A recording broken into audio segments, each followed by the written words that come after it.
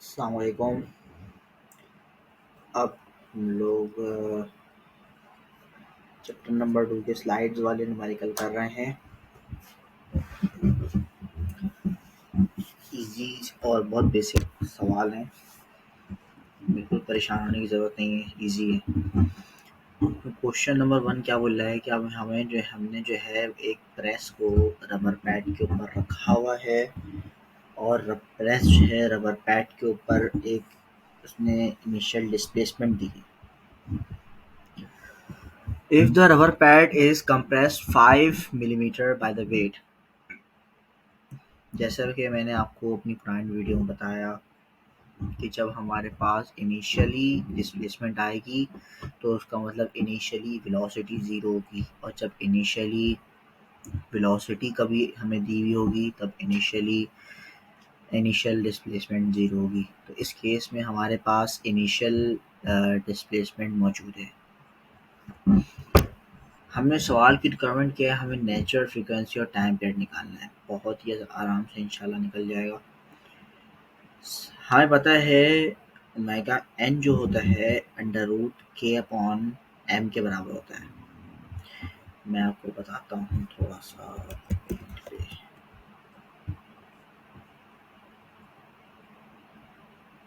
Omega आपका N जो है वो रूट के ओवर एम के बराबर होता है, इस के बराबर होता है, और हमारा ओमेगा एन जो है वो 2 पाई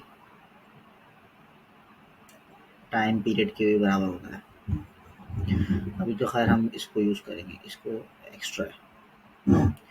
अब हमें पता है यहाँ पर जो है हमारे केस जो है वो डैम्प्ड नहीं है, क्योंकि डैम्पिंग का कहीं भी जिक्र मौजूद नहीं है। तो हमारे पास स्प्रिंग लगा हुआ है, तो हमारा के जो है एफ इज इक्वल्स टू के एक्स से मिलेगा, ठीक है। और अगेंस्ट में क्या चीज़ लग रही होगी, हमारे पास मास जो है हमारा वेट अपॉन ग्रेविटी करके आएगा।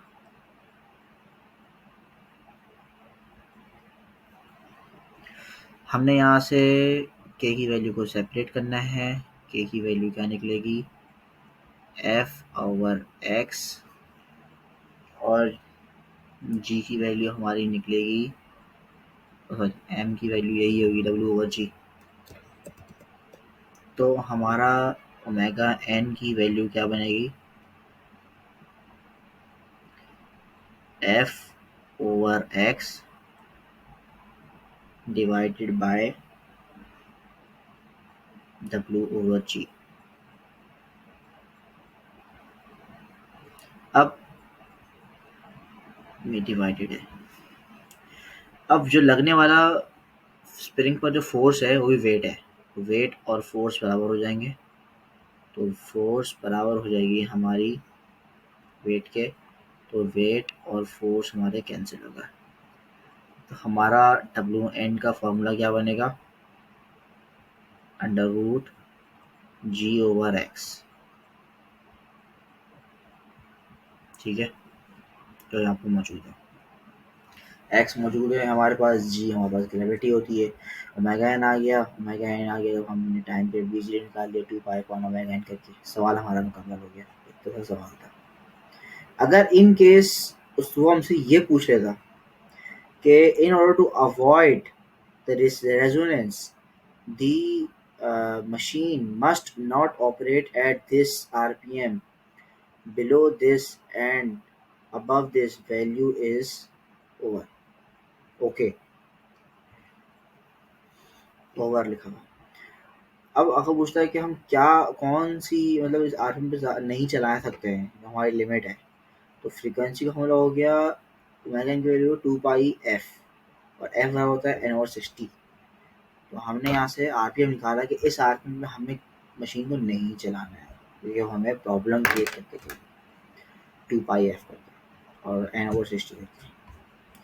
आगे वाले सवाल पे चलते हैं। आगे वाला सवाल बिल्कुल हार्मोनिक मोशन की तरह है, बिल्कुल बिल्कुल वैसा ही है, इसमें कुछ भी सेम चेंजिंग नहीं है, बिल्कुल एग्जैक्टली समझ लें, ये गलत जगह रखती है इन्होंने। इनिशियल इसकी एक वेलोसिटी है, जब मैंने बताया जब इनिशियली वेलोसिटी होती है तो इनिशियली डिस्प्लेसमेंट जो है ज़ीरो होती है।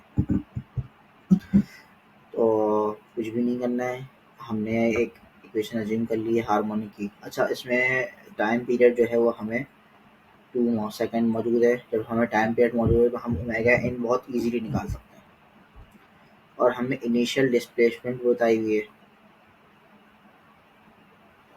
फाइंड। अच्छा, इसके अंदर जो है हमें इनिशियल डिस्प्लेसमेंट भी बताई हुई है।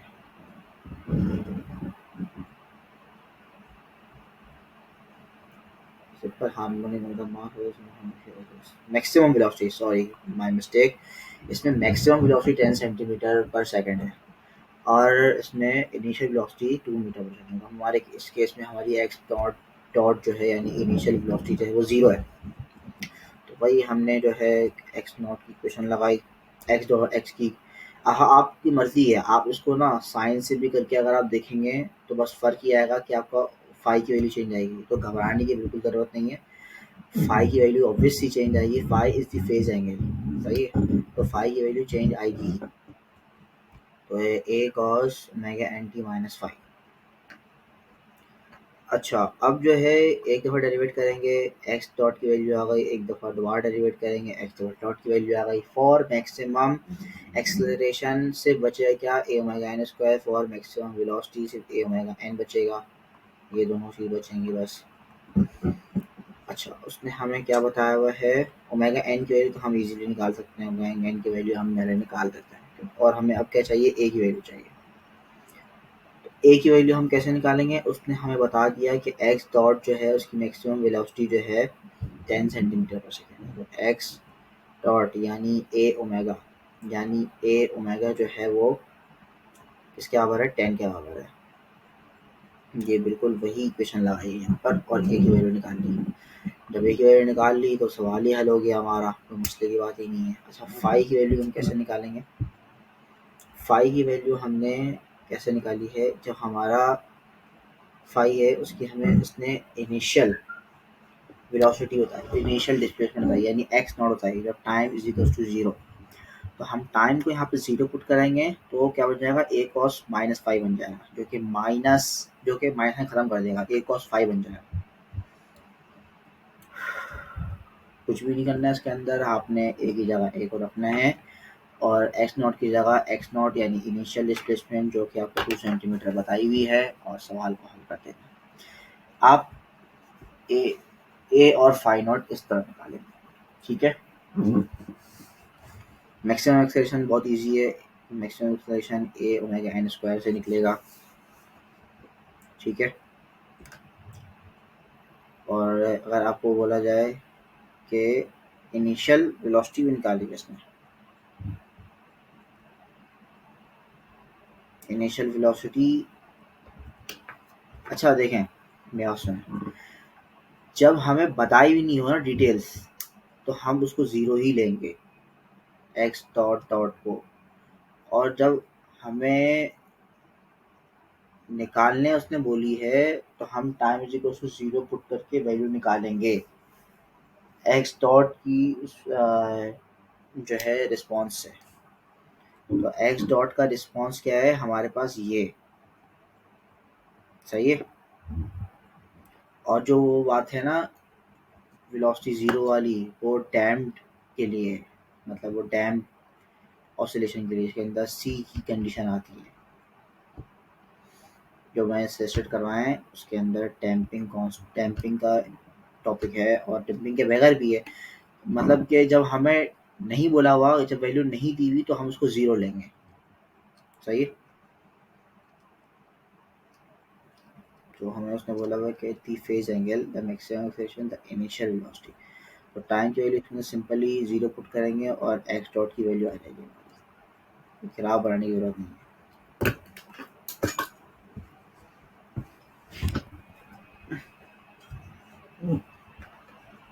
तो इसके बाद दो सवाल है,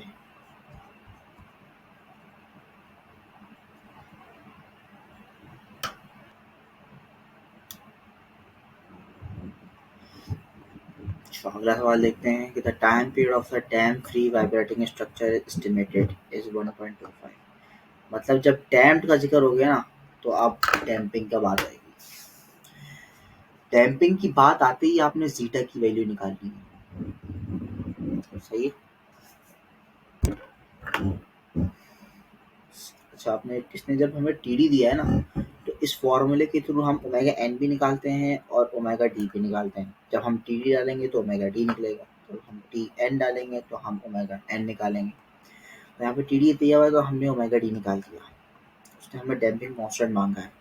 डैम्पिंग कांस्टेंट निकाला कब जाएगा, जब हमारे पास जीटा की वैल्यू नॉन हो। ये फॉर्मूला सी ओवर सी सी। सी सी जो है क्रिटिकल डैम्पिंग कांस्टेंट है, इसकी वैल्यू फिक्स है 2√m के। 2√m के, ठीक है, 2√m के। ये याद करनी है वैल्यू, पेपर में गिवन नहीं, 2√m के। इसको सी सी वैल्यू हो गई, मगर ये जीटा की वैल्यू निकालने के लिए हमें ओमेगा डी और ओमेगा एन की ज़रूरत है। स्टिफनेस और मास दिया हुआ है तो k/m करके हमने ओमेगा एन निकाला, ओमेगा डी भी निकाला। अब ये एक रिलेशन है, इस रिलेशन के थ्रू हमने जीटा की वैल्यू निकाली है। जीटा की वैल्यू कभी भी नेगेटिव नहीं होती, हमने हमेशा पॉजिटिव वैल्यू लेनी है, सही है। तो यहाँ से एक सॉल्यूशन करा है, इसको आप पॉज करके देख लीजिएगा। इजी सॉल्यूशन है, सिंप्लीफिकेशन है। तो यहाँ जीटा की वैल्यू रख के सी की वैल्यू निकाल दी। The method wants for system for which number of cycle can be easily counted. चलो आगे से 2 सवाल हैं, इजी क्वेश्चन हैं, इंशाल्लाह हो जाएगा। अच्छा, अब देखें डैम्प्ड साइकिल। डैम्प्ड का है, डैम्प्ड है क्यों, इसके अंदर हमें क्या बताया हुआ है। अब वो साइकिल सा बच्चा है, वो खूबसूरत बच्चा था, साइकिल चला रहा था रोड पर, अचानक से गड्ढा आ गया और उसकी जिंदगी खराब हो गई। क्या हुआ, गड्ढा आया, उसने बम्प लिया। अब उसने क्या बोला कि स्प्रिंग मास डैम्पर सिस्टम है, तो उसका मतलब डैम्पिंग का बात आएगी। वेट उसने बता दिया है, स्प्रिंग कांस्टेंट बता दिया है, डैम्पिंग कांस्टेंट उसने बता दिया है, और उसने बता दिया कि इनिशियली उसकी velocity, if the speed of the bicycle is this, bicycle इतनी रफ्तार से चल रही थी, determine the displacement of boy in the vertical direction x dot.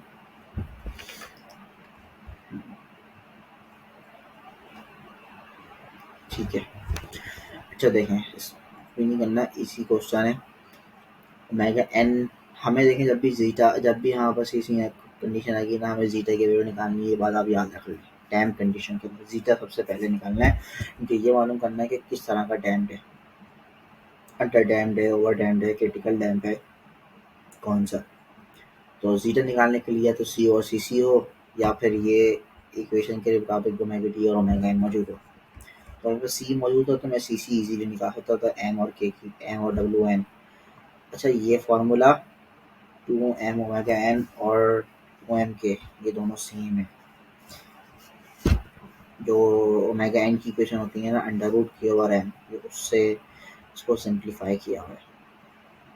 सी सी की वैल्यू ये रही, सी सी की वैल्यू को पुट किया, जीटा की वैल्यू आ गई छोटी वन से 0.247। इसका मतलब क्या है, मेरा के जो है वो अंडर डैम्ड है। Motion can be represented by this. अच्छा देखें, यहाँ पर समझने की बात है,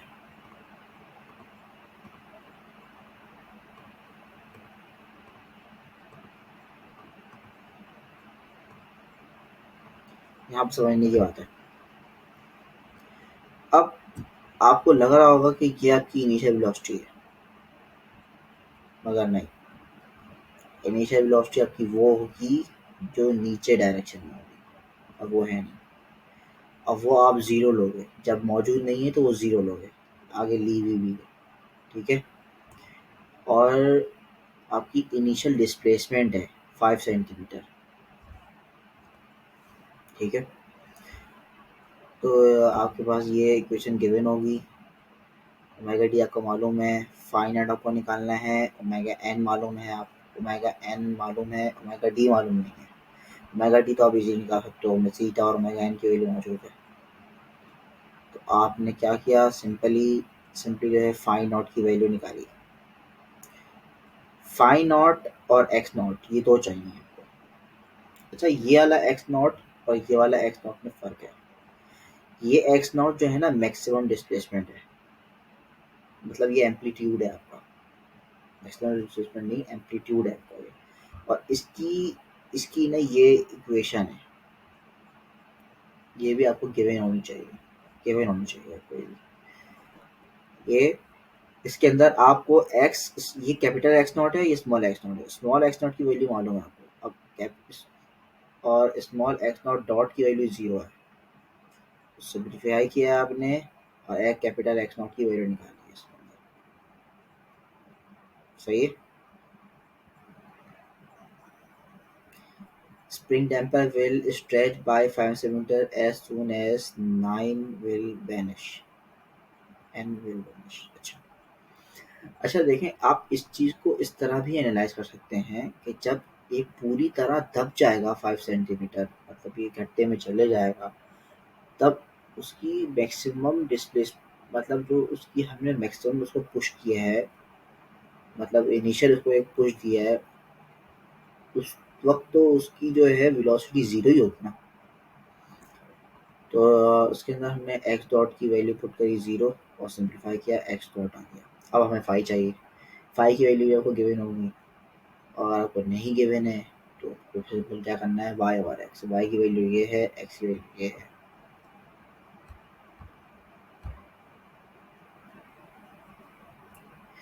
वरना ये आपको गिवन होगी, वैसे तो आपको गिवन होगी है। सही है। तो सिंपली ये फॉर्मूले की वैल्यू पुट करनी है आपने और फाई नॉट की वैल्यू आ गई।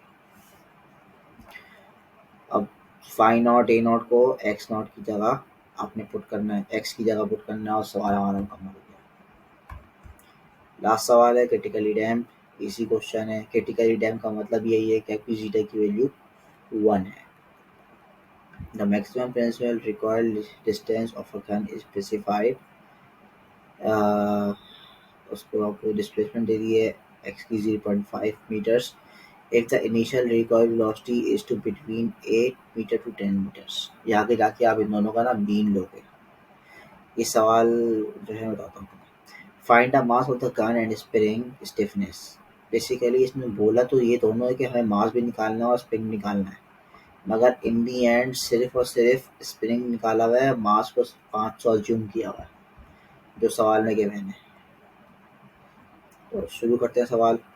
कि क्रिटिकली डैम्प्ड है, क्रिटिकली डैम्प्ड के लिए वाली इक्वेशन होती है। उसके अंदर हमें क्या चाहिए, कैपिटल एक्स नॉट चाहिए, एक्स नॉट डॉट चाहिए, ओमेगा एन चाहिए, और बस और कुछ नहीं चाहिए। हमने क्या करना है, सबसे पहले इसको एक दफ़ा डिफरेंशिएट कर लिया, तो हमारे पास एक्स डॉट की इक्वेशन आ गई। ठीक है, एक्स डॉट की ये इक्वेशन आ गई हमारे पास। उसने हमें बोला हुआ है मैक्सिमम परमिसिबल रिक्वायर्ड डिस्टेंस, मतलब उसने हमें जो है ना एक्स मैक्स दे दिया है, एक्स मैक्स दे दिया है। ठीक है, एक्स मैक्स जब उसने दे दिया हमें, तो हम क्या करेंगे, अब सिंपली डेरिवेट करेंगे। डेरिवेट करने के बाद जो है ना हमारे पास क्या चीज़ बचेगी, ये एक हमने एक तो पहले देखें, इसको हमने डेरिवेट किया, मतलब ये सॉरी इसको इक्वेशन को डेरिवेट किया। इसको पहले डेरिवेट तो उसको किया है, ये यू डॉट वी लगा के, ये यू है ये डॉट वी है, ये एक दो इक्वेशंस बन गई। इन दोनों इक्वेशंस के अंदर हमने क्या किया, थोड़ा सा सिंप्लीफिकेशन करी, इसके अंदर कॉमन शॉमन निकाला E minus omega n T को, फिर उसको थोड़ा सिंप्लीफाई करा, फिर ओमेगा एन टी को हमने वहाँ 0 भेज दिया। उससे कहाँ बताया कि now at X is equals to X max X dot is equal to 0।